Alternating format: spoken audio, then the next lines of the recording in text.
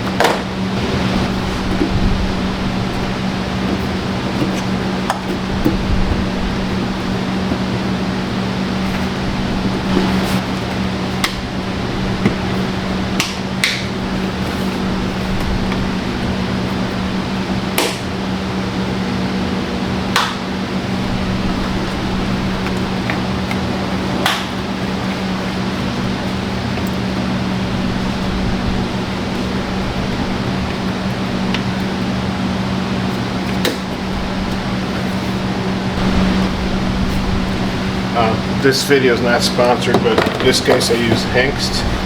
This is E85 3.0L, and the previous filter was a Mann filter. So both are good, they work great. And this was the, let's see, C25 114-1, I think.